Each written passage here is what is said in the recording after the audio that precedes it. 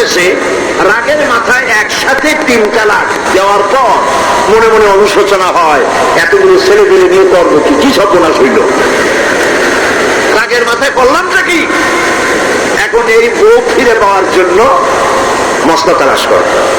তখন গ্রামের মুন্সি মৌলবী এই জাতীয় এক শ্রেণীর লোক আছে যারা কোরআন বোঝে না, হাদিস বোঝে না, তারা হিল্লা নামক একটা ঔষধ বাইর করছে। সেই ঔষধটা কি? তারা বলে যে এই স্ত্রীকে যদি আবার নিতে চাও তাহলে আর একটা পুরুষের সঙ্গে বিবাহ হবে এবং শর্ত করো যে তোমার কাছে দিলাম, 2-3 দিন পর তুমি তালাক দিয়ে দিবা, এরপরে আমরা নিয়ে নেব। তালাকের নিয়তে বিবাহ করা এটা সম্পূর্ণ হারাম, বিবাহ হবে না। তালাকের নিয়তে বিয়ে করলো, বিয়ে হবেই না। তারপরে এই যে ভাড়া করা, একজনের সঙ্গে হিলা করতে দেওয়া, এটাকে হাদিসের ভাষায় বলা হয়েছে ভাড়া করা সার। ভাড়া করা সার। ইসলামে এই ধরনের কোন বিধান নাই। সবাই কান খুলে শুনুন, হিল্লা করার যে ব্যবস্থা বাংলাদেশে গ্রামে গঞ্জে আছে, শরীয়তের কোন অস্তিত্ব নাই।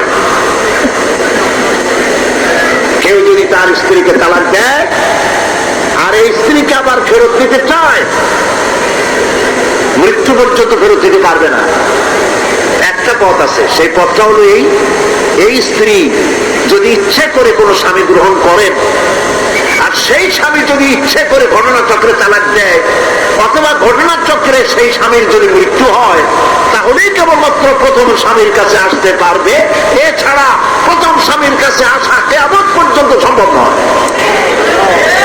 এইটা ইসলাম করেছে দৃষ্টান্তমূলক শাস্তি দেওয়ার জন্য। কথায় কথায় তালাক দেবা, বাগুন ভট্টায় মরিচ হইল কেন, এইসব শয়তানি চলবে না। এইটার জন্যই এই বিধান করা হয়েছে। এনজিওরা, ভারতের 5 গোলাম বুদ্ধিজীবীরা এই হিল্লাটাকে, এই যে হিল্লা ইসলামে নাই, সেই হিল্লার ফতোয়া ইসলামের মধ্যে বানাইয়া আলেম ওলামাদেরকে নিন্দনীয় করার জন্য চেষ্টা করেছে।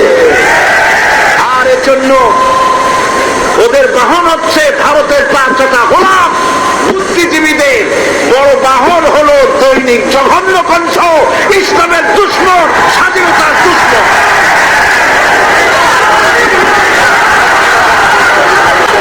এই পত্রিকা কোন মুসলমানের পড়া উচিত নয়। এই পত্রিকাটা এখন প্রত্যেকটি সরকারের বদনাম, দেশের বদনাম, মুসলমানের বদনাম, আলেমদের গালাগালি ছাড়া এই পত্রিকায় কিছু পাওয়া যায় না।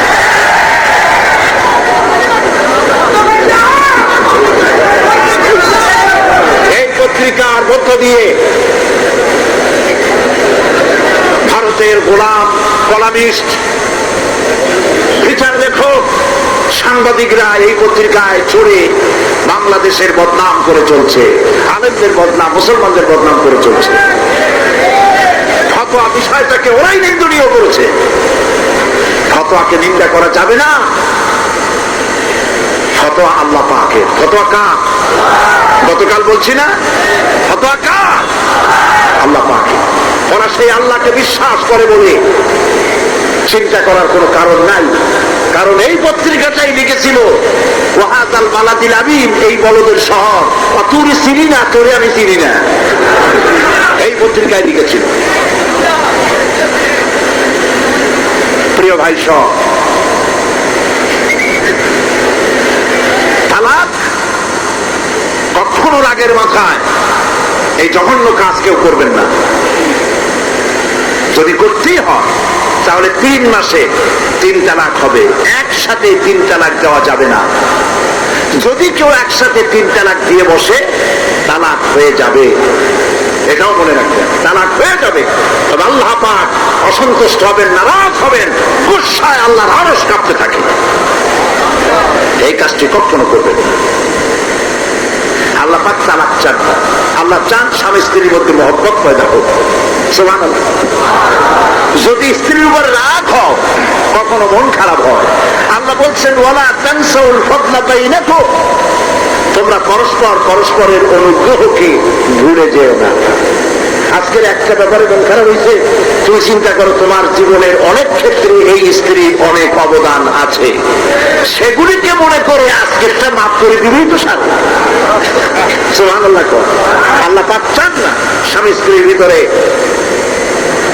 অসন্তুষ্টি থাকুক এবং তালাক পর্যায়ে চলে যায়।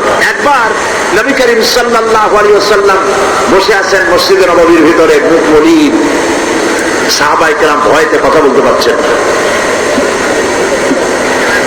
কিছুক্ষণ পর হুজুর হযরত আলী হযরত ফাতেমার ঘরে ঢুকলেন, বেরিয়ে আসলেন হাসি মুখে। তিনি প্রশ্ন করলেন, সাহাবায়ে কেরাম জিজ্ঞেস করলেন, হে রাসূল, একটু আগে আপনার মুখ এত মলিন ছিল আর এখন আপনি এত হাসি খুশি, আমরা তো তখন কথা বলতে সাহস পাইনি, হুজুর কি হয়েছে? আল্লাহর নবী বলেন, ওদের মধ্যে মনোমালিন্যের সৃষ্টি হয়েছিল আর আমার মনটা খারাপ হয়ে গিয়েছিল। ওদের, বুঝতে পারছেন তো, হযরত আলী এবং ফাতেমার মধ্যে মনোমালিন্য সৃষ্টি হয়েছিল, আমার মনটা খারাপ হয়ে গিয়েছিল। আমি ভেতরে গেলাম, উভয়ের সঙ্গে কথা বললাম। এখন তারা দুজনের মধ্যে তাদের ভুল বুঝাবুঝির নিরসন হয়েছে, আমার মনটা খুশি হয়ে গেছে। নবীজি বলেন, ফাতেমাকে যে কষ্ট দেয় সে আমাকে কষ্ট দেয়, কারণ ফাতেমা আমার কলিজার টুকরা। স্বামী এবং স্ত্রীর মধ্যে সম্পর্ক ভালো থাকতে হবে, অধিকার সমান, তবে স্বামীর মর্যাদা বেশি। মর্যাদা কার বেশি? স্বামীর মর্যাদা বেশি। তিরমিজি শরীফের হাদিসে এসেছে, আল্লাহর নবী একদিন একদিকে যাচ্ছিলেন, জঙ্গল থেকে এক পাহাড়িয়া উট এসে নবীজির কদমের উপরে নবীজির কদম মোবারকে চুমা দিল, সিজদা করলো। সাহাবায়ে কেরাম বললেন, ইয়া রাসূলুল্লাহ, পাহাড়ের উটের কি সৌভাগ্য, আল্লাহ নবীর পায়ের উপরে চুমা খেয়েছে, সিজদা দিয়েছে। আমাদেরকে অনুমতি দেন, আমরা আপনার কদমের উপরে আমরা সিজদা দিয়া ধন্য হই। হুজুর বলেন, শোনো, আমি যদি এই পৃথিবীতে কোনো মানুষকে সিজদা করার জন্য যদি পারমিশন দিতাম, তাহলে পৃথিবীর সমস্ত নারীদেরকে বলতাম তারা যেন তাদের স্বামীকে সিজদা দেয়। তাহলে মর্যাদা কার বেশি? স্বামীর মর্যাদা বেশি। অধিকার সমান, মর্যাদা বেশি স্বামী। আবু দাউদ শরীফের হাদিসে এসেছে, নবীজি বলেছেন, কোন স্ত্রী লোক এমন অবস্থায় যদি মারা যায় যে তার স্বামী তার উপরে সন্তুষ্ট ছিল, আল্লাহ রাব্বুল আলামিন ওই মেয়ে লোকটি জান্নাত দান করে দিবেন। স্বামীর মর্যাদা এখানে বেশি। তাহলে আমরা দেখলাম অধিকারের দিক থেকে যখন নারী ছিল, বধূ ছিল, কন্যা ছিল, বধূ ছিল, সব জায়গায় ইসলাম নারীকে সম্মান বাড়িয়ে দিল, ঠিক কিনা বল? এবার নারী বিবাহ হওয়ার পর কদিন পরে মা হয়ে গেল, মা হয়ে যাওয়ার পর মর্যাদা কমে গেল না বেড়ে গেল? বলেন, কমলো না বাড়লো? নবীজি বলছেন, আল্লাহর নবীর সামনে একজন সাহাবী এসে প্রশ্ন করলেন, হে আল্লাহ রাসূল, খেদমত করব কার? মান আহাক্কুন নাসি বিহুসনি সাহাবাতি? ক্বালা উম্মুক। ক্বালা সুম্মা মান? ক্বালা উম্মুক। ক্বালা সুম্মা মান? ক্বালা উম্মুক। ক্বালা সুম্মা মান? ক্বালা আবুক। আখরাজাহুল বুখারী। বুখারী শরীফের হাদিস। সাহাবী জিজ্ঞেস করছেন, ইয়া রাসূলুল্লাহ, খেদমত করব কার? হুজুর বলেন, তোমার মায়ের। তারপরে কার? তোমার মায়ের। তারপরে কার? তোমার মায়ের। তারপরে কার? তোমার পিতার। বাপের চাইতে মায়ের মর্যাদা কয় গুণ বেড়ে গেল? বলে 3 গুণ বেড়ে গেল মর্যাদা। আল্লাহর নবী মসজিদে নববীতে বসে আছেন, সাহাবায়ে কেরাম কর্তৃক পরিবেষ্টিত হয়ে এমন সময় একজন বুড়ি মসজিদে প্রবেশ করেছেন। হুজুর তাকে দেখে দাঁড়ায় গেলেন। কাছে যখন এলেন মহিলা, নবীজি নিজের গায়ের চাদর বিছায়া দিলেন। মহিলা চলে যাওয়ার পর সাহাবায়ে কেরাম প্রশ্ন করলেন, ইয়া রাসূলুল্লাহ, আমরা তো চিনলাম না এই মহিলাকে। একজন মেয়ে লোকের জন্য নবীজি তার গায়ের চাদর বিছায় দেয়, এত বড় সম্মানী মহিলা আমরা চিনলাম না তিনি কে। আল্লাহ নবী বললেন সাহাবীরা, আমি আমার মায়ের যত্ন কিসমতে তেমন হয় নাই, আমার মায়ের দুধ আমার কিসমতে তেমন হয় নাই, যার কোলে কাকে চড়ে যার বুকের দুধ খাইয়া আমি বড় হয়েছি, এই আমার সেই দুধ মা হযরতে হালিমাতুস সাদিয়া। মায়ের মহব্বত কেমনে করতে হবে? মা যখন হয়ে গেলেন সম্মান বেড়ে গেল সন্তানের কাছে। একজন সাহাবী এসে রাসূলের কাছে বলছেন, হে রাসূল, আমার মায়ের মেজাজ খুব খারাপ। হাদিস, আমার মায়ের মেজাজ খুব খিটখিটে। হুজুর প্রশ্ন করলেন, তোমার মা যখন তোমার গর্ভে রাখছিলেন তখন তো মেজাজ খারাপ ছিল না? তিনি বললেন, হুজুর আমি সত্যি বলছি মেজাজ খুবই খারাপ। হুজুর বলছেন, তোমাকে যখন তোমার মা ডেলিভারি করেছিল তখন তো মেজাজ খারাপ ছিল না? কয় না হুজুর, দারুণ খারাপ মেজাজ। হুজুর বললেন, তোমার 2.5 বছর 2 বছর ধরে যখন দুধ খাওয়াইছিল তোমার মা তখন তো তার মেজাজ খারাপ ছিল না। সাহাবী যখন এরপরেও বললেন, ইয়া রাসূলুল্লাহ, আমি আমার মায়ের দুধের হক আদায় করে দিয়েছি।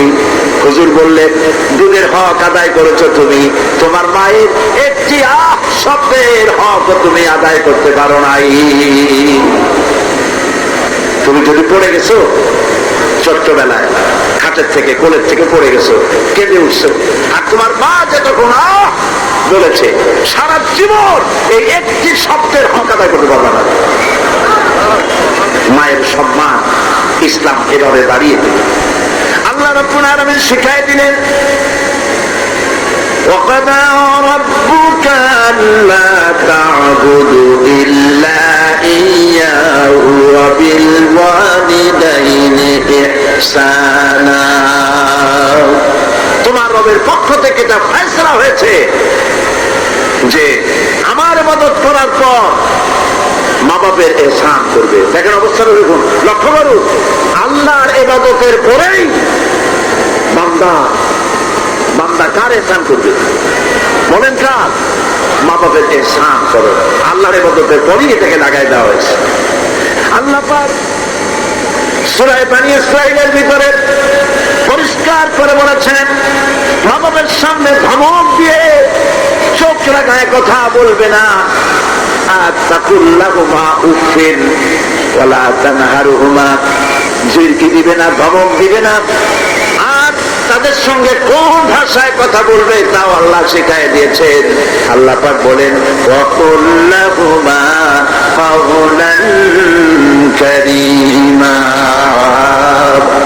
সম্মান সূচক কথা বলো বাবার সাথে। আর দোয়া শিখায় দিলেন, বান্দারা তোমার মা বাবার জন্য আমার কাছে এই ভাষায় দোয়া করো, রব্বিরহামহুমা কামা রাব্বায়ানি সগীরা। জবান ছেড়ে দিয়ে সবাই পড়েন, রব্বিরহামহুমা কামা রাব্বায়ানি সগীরা। আয় আমার রব, আমার বাবা ছোটবেলায় আমাকে যেভাবে স্নেহের করে লালন পালন করেছে, আল্লাহ পাক তুমি দয়া করে আমাকে, আমার পিতা মাতাকে তোমার রহমতের কোলে লালন পালন করো। আল্লাহ পাক শিখাই দিয়েছেন। এই দোয়া করবেন তো? মনে থাকবে? প্রত্যেক নামাজের পরে মোনাজাতে এই দোয়া করবেন। রাসূল সাল্লাল্লাহু আলাইহি ওয়াসাল্লাম বলেছেন, তোমাদের মধ্যে উত্তম সেই যে ব্যক্তি তোমাদের স্ত্রীর কাছে উত্তম, আমি আমার স্ত্রীদের কাছে উত্তম ব্যক্তি। সুবহানাল্লাহ বলবেন না? এবার দেখেন, নবীজি আদর্শ দেখালেন স্বামী স্ত্রীর সঙ্গে সম্পর্কটা কেমন হবে। হযরতে খাদিজা রাদিয়াল্লাহু তাআলা আনহা আর নবীজির ভিতরে কেমন মহব্বত ছিল, কেমন আকর্ষণ ছিল। তিনি যখন হযরত খাদিজাকে বললেন, খাদিজা, আল্লাহ আমাকে নবী বানিয়েছেন, আমার উপর ঈমান আনো, এক আল্লাহর উপরে ঈমান আনো।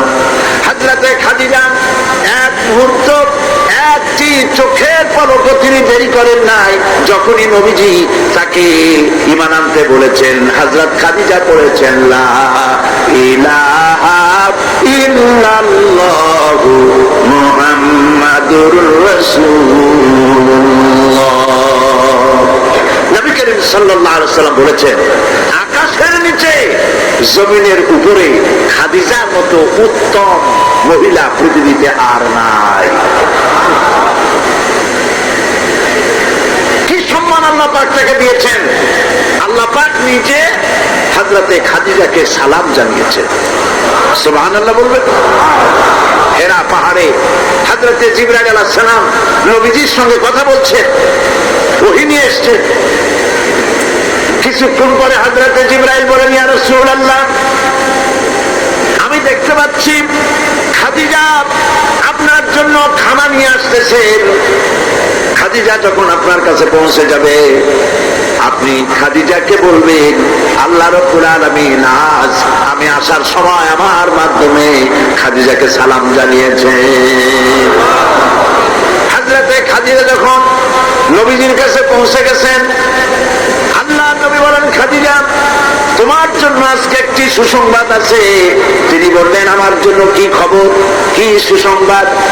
হযরতে রাসূল বলছেন, খাদিজা শোনো, এই মাত্র জিবরাইল আমার কাছে চলে গেলেন, আর জিবরাইল বলে গেলেন আল্লাহ রাব্বুল আলামিন তোমাকে সালাম জানিয়েছেন। হযরত খাদিজা টুকরে কেঁদে উঠলেন। তিনি বললেন, ইয়া রাসূলুল্লাহ, আমার মানব জন্ম সার্থক হয়ে গেছে, আল্লাহ আমারে সালাম জানাইছেন, এর চাইতে সৌভাগ্য আমার জীবনে আর কিছুই নাই। তবে নবীজি, আল্লাহর সালামের জবাব কেমনে দিতে হয় আমি জানি না, আপনি দয়া করে আমার পক্ষ থেকে আল্লাহর সালাম যেমনে দিলে আল্লাহ খুশি হয় তেমনি আপনি দিয়া দিবেন। কি মহব্বত স্বামী আর স্ত্রীর ভিতরে ছিল! হযরতে খাদিজা হযরতে রাসূল করিম সাল্লাল্লাহু আলাইহি ওয়াসাল্লাম, নবী করিম সাল্লাল্লাহু আলাইহি ওয়াসাল্লামের ঘরে হযরত খাদিজা যতদিন ছিলেন আরেকটি বিবাহ তিনি করেননি। হযরত আয়েশা বলছেন, নবীজি আমার কাছে ঘুমানো ছিলেন, গভীর রাত্রে আমার ঘুম ভেঙে গেল। আমি চিন্তা করলাম নবীজি কোথায় গেলেন, মনে করলাম অন্য কোন স্ত্রীর ঘরে গেছে নাকি। আমি খুঁজতে লাগলাম, কোন ঘরে পাওয়া গেল না। খুঁজতে খুঁজতে অবশেষে আমি নবীজিকে পেলাম রিয়াদুল জান্নাতের ভেতরে, মসজিদে নববীর জান্নাতের টুকরার ভেতরে বসে নবীজি মুনাজাত করতেছেন। আমিও পিছনে আল্লাহর দরবারে হাত তুললাম।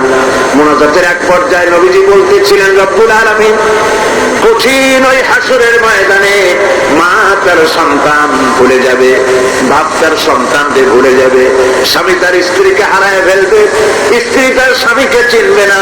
ওই কঠিন হাসরের ময়দানে আয় আল্লাহ তাআলা, আমি যেন আমার খাদিজারে হারাইয়া না যাই। মুনাজাত শেষ হওয়ার পর হযরত আয়েশা বলেন, ইয়া রাসূলুল্লাহ, খাদিজা এই বুড়ির কথা এখনো কেন আপনার মনে পড়ে? খাদিজার পরে উমর ইবনে ওয়াত আপনি বিয়ে করেছেন, খাদিজার কেন বুড়ির কথা বলতে পারেন না? নবীজি বলেন, আয়েশা রে, খাদিজার সম্পর্কে এরকম কথা আর তুমি বলবে না।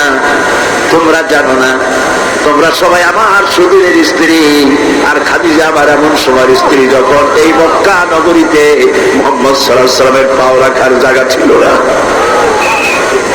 হযরত আয়েশা বললেন, ইয়া রাসূলুল্লাহ, আমি ক্ষমা চাই, আমাকে মাফ করে দিন। আমি খাদিজার সম্পর্কে এমন কথা আর উচ্চারণ করব না, তবে খাদিজার সম্পর্কে আমার কিছু কথা শোনান। হযরতে নবীজি বলেন, আয়েশা রে শোনো, আমার সঙ্গে বিবাহের পর খাদিজার ধনসম্পত্তি যা ছিল আল্লাহর রাস্তায় সব উজাড় করে দিয়েছে। কতদিন না খেয়ে থেকেছে, একদিনের জন্য বলে নাই আপনার সাথে বিয়ে হয়েছে বলে আজ আমি না খাইয়ে আসি। সারাদিন সারা রাত দাওয়াতের কাজ করে আমি যখনই দরজার কাছে ফিরেছি, যত রাত হোক না কেন, একবার বলেছি খাদিজা, অমনি দরজা খুলে গেছে। আমি প্রশ্ন করেছি, খাদিজা, যত রাত্রে আসলাম একদিনও দুইটা ডাক দেওয়া লাগলো না, তুমি কি ঘুমাও না? হযরতে খাদিজা বলেছেন, ইয়া রাসূলুল্লাহ, দ্বীনের দাওয়াতের জন্য ব্যস্ত থাকেন, কষ্ট করেন। আমি মনে মনে ভাবি, আমি যদি ঘুমায় থাকি রাতের বেলায়, আর নবীজি যদি দরজার কাছে এসে খাদিজা খাদিজা বলে ডাকাডাকি করেন, উঠতে যদি আমার দেরি হয়, আল্লাহর নবীর সঙ্গে বেয়াদবি হয়ে যাবে। এইটা মনে করে বিছানায় না ঘুমায় যতক্ষণ আপনি না ফেরেন, এই দরজাটার সাথে পিঠ লাগাইয়া দাঁড়াইয়া দাঁড়াইয়া ঘুমান। হযরত আয়েশা বলেছেন, আমাদের ঘরে রান্না বান্না তেমন হতো না, আমাদের ঘরে তেমন গোশত খাওয়ার সুযোগ আমাদের কিসমতে তেমন হতো না। যদি কোনোদিন আমাদের ঘরে দুম্বা বা ছাগল জবাহ হতো, গোশতগুলি নবীজি কেটে ভাগ করে সমস্ত স্ত্রীদের ঘরে দিয়ে দিতেন। এরপরে কয়েকটা গোশতের টুকরা একটা টোকলায় নিয়ে হযরত খাদিজা মদিনার অলিতে গলিতে ঘুরে বেড়াতেন। খাদিজার কোন বান্ধবী পাওয়া যায় কিনা। সুবহানাল্লাহ। নবী করিম সাল্লাল্লাহু আলাইহি ওয়াসাল্লাম তার স্ত্রীদেরকে ভাবে ভালোবাসতেন, আর স্ত্রীরাও নবীর জন্য এভাবে ভালোবাসতেন, ভালোবাসা দিতেন। স্ত্রীর অধিকার ইসলাম দিয়েছে, আর কেউ দিতে পারে না। আর এই স্ত্রীদের মধ্যে সবথেকে উত্তম স্ত্রী কে? নবীজি বলেছেন, আদ-দুনিয়া কুল্লুহা মাতাউন ওয়া খায়রুল মাতাইদ দুনিয়া ইমরাতুস সালিহা। দুনিয়ার সব কিছু সম্পদ, এর মধ্যে উত্তম নিয়ামত হচ্ছে পতিপরায়ণা সতীসাধ্বী স্ত্রী। সুবহানাল্লাহ। হুজুর বলেছেন, তিনটি জিনিস আমি পছন্দ করি, তিনটি জিনিস আমার প্রিয়। একটি হলো নামাজ, একটি হলো সুগন্ধ, আর একটি হলো স্ত্রী। সুবহানাল্লাহ। এই স্ত্রীকে সমান অধিকার দিয়েছে নবীজি, আল্লাহর ইসলাম সমান অধিকার দিয়েছে। নারীর অর্থনৈতিক অধিকার প্রতিষ্ঠিত করেছে ইসলাম, তাকে অর্থনৈতিক অধিকার দিয়েছে, মহারানার ব্যবস্থা করেছে। কোরআন বলছে, ফাতুহুন্না উজুরাহুন্না ফারিদা, ফরজ রূপী দায়িত্ব হিসাবে স্ত্রীর মহারানার টাকা আদায় করে দাও। বহু মুসলমান আছে মহারানার টাকা আদায় করে না, বরং আজকাল তো নতুন সিস্টেম চালু হয়েছে মানুষকে শোনাবার জন্য। বিবাহের মজলিসে বলা হয়, অমুকের মেয়ে অমুকের ছেলে বিয়ের মহারানা কত?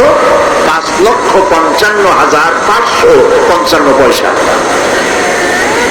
সামনে একটা টাকা বা পয়সা জিরো থাকতে পারবে না, একটা নিয়ম নীতি করে নিচ্ছে।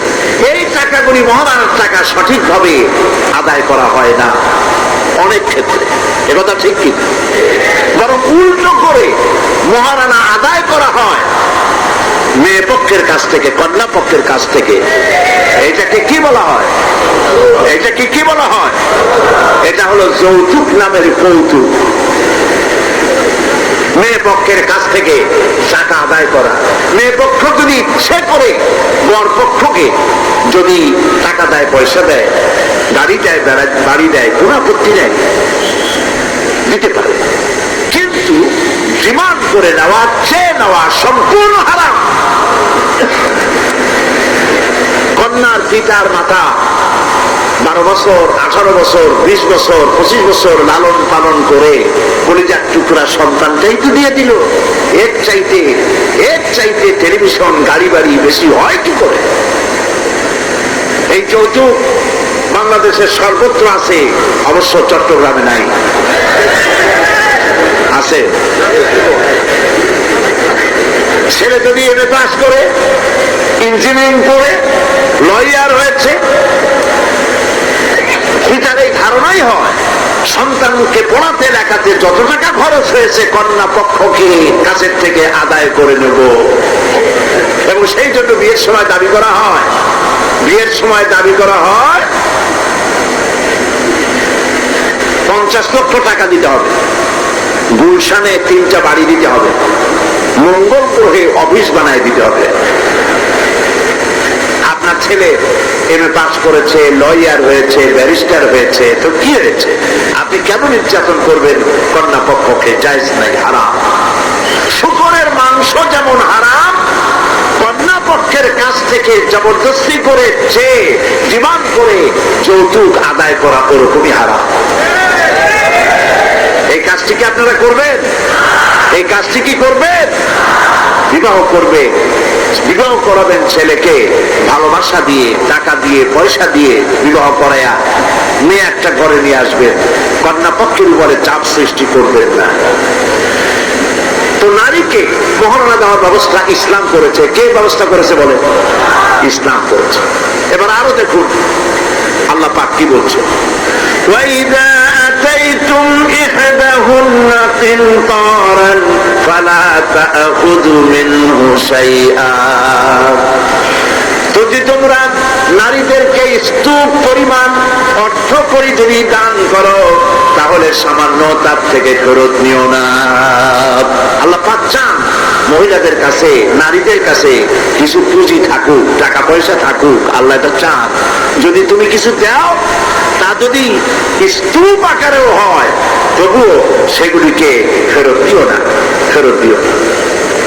বহু মুসলমান আছে আমাদের সমাজে, হজ করে, নামাজও পড়ে, কপালে দাগও পড়ে গেছে, তার ব্যবসা আছে, ধানি জমিনও আছে, বিবাহের সময় মেয়েকে টাকা করে দিয়ে, ব্যবসা টাকা করে যৌতুক টৌতুক দিয়ে বিদায় করে দেয়, সম্পত্তির ভাগ দেয় না, ব্যবসারও ভাগ দেয় না। আছে না এমন? আছে কি? আপনি কন্যাকে ঠকালেন, এর জন্য আল্লাহর কাছে আপনাকে দায়ী হতে হবে। মেয়েদেরকে অর্থনৈতিক অধিকার আল্লাহ এভাবে প্রতিষ্ঠিত করেছেন, সে মহিলাদেরকে অর্থনৈতিক দিক থেকে তাদেরকে নির্যাতন করা যাবে না। এবার মেয়েদেরকে শিক্ষার অধিকার দেওয়া হয়েছে, কোনটা দেওয়া হয়নি। তারা বলছে, ইসলামের দুশমনেরা বলে নারীদেরকে ইসলাম ঠকাইছে। কোথা থেকে ঠকালো? কন্যা হিসেবে মর্যাদা দিল, বধূ হিসেবে মর্যাদা দিল, তারপরে অর্থনৈতিক সুযোগ করে দিল, এবার শিক্ষার অধিকারও প্রতিষ্ঠিত করলো। হযরতে আয়েশা রাদিয়াল্লাহু তাআলা আনহা, তিনি শিক্ষার্থী ছিলেন, হাজার হাজার সাহাবীর উস্তাদ ছিলেন। সুবহানাল্লাহ বলেন। হাদিসের উস্তাদ ছিলেন, তাফসীরের উস্তাদ ছিলেন, ফিকহের উস্তাদ ছিলেন। শিক্ষার অধিকার ইসলাম দিয়েছে নারীকে। নারীরা লেখাপড়া করতে পারবে, কোনো অসুবিধা নেই। এভাবে অধিকার শুধু অর্থনৈতিক নয়, লেখাপড়ার অধিকার দিল। তালাকের একটি অধিকার, এটি একটি গুরুত্বপূর্ণ বিষয়। তালাকের অধিকারটিও শুধুমাত্র পুরুষের না, এই তালাকের অধিকার নারীদেরকেও দেওয়া হয়েছে। কথা বুঝতে পেরেছেন? তালাকের অধিকার, বিবাহ বিচ্ছেদের অধিকার শুধু পুরুষের নয়, নারীকেও দেওয়া হয়েছে। পুরুষ যদি অকর্মণ্য হয়, যদি সে উন্মাদ হয়, জালিম হয়, নপুংসক হয়, তাহলে এই স্ত্রী কোর্টে তা প্রমাণ করে তার স্বামীকে পরিত্যাগ করে ইচ্ছে মতো স্বামী গ্রহণ করতে পারবে, ইসলাম সুযোগ দেয়। তালাক, কথায় কথায় তালাক দেওয়ার একটা রেওয়াজ আমাদের দেশে আছে।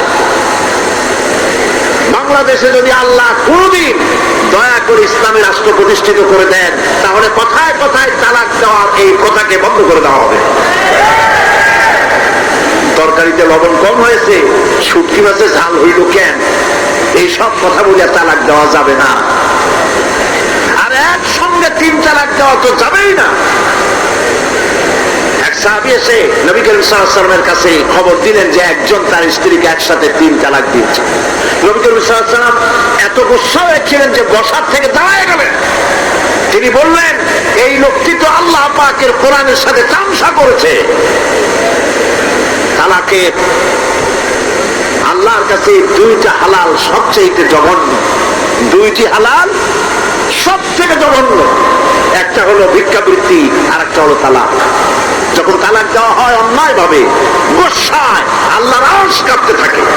নাউযুবিল্লাহ বলে। আপনি এভাবে তালাক দিতে পারবেন না। তালাক দেওয়ার নিয়ম হলো, যখন স্ত্রীর সাথে, লক্ষ্য করুন, স্ত্রীর সাথে বনিবনা হচ্ছে না, স্ত্রীর চরিত্র খারাপ, স্ত্রীর দাজ্জাল মার্কা, বনেই না, আল্লাহ পাক তখন বলেছেন, উভয় পক্ষের আত্মীয় স্বজন নিয়ে মীমাংসা করার চেষ্টা করো, সালিসি করো। যদি মীমাংসায় না হলো তাহলে 1 মাসে 1 তালাক দাও, বিছানা আলাদা করে দাও এবং অপেক্ষা করো তার এই অবস্থা দেখে সে ফিরে আসে নাকি। যদি ফিরে আসে তো গ্রহণ করো, যদি ফিরে না এলো 2য় মাসে 2য় তালাক দাও। তাও যদি ফিরে না আসে তাহলে 3য় মাসে গিয়ে 3 তালাক একদম রেজি করে দাও, আর ফেরত হবে না। 3 তালাকে বায়না করে দাও, এই স্ত্রীকে আর গ্রহণ করা যাবে না। একটু জোরে সরে পড়েন, লা ইলাহা ইল্লাল্লাহ, লা ইলাহা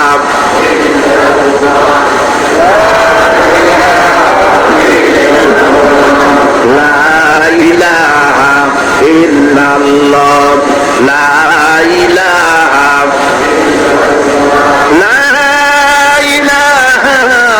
ইল্লাল্লাহু মুহাম্মাদুর রাসূলুল্লাহ।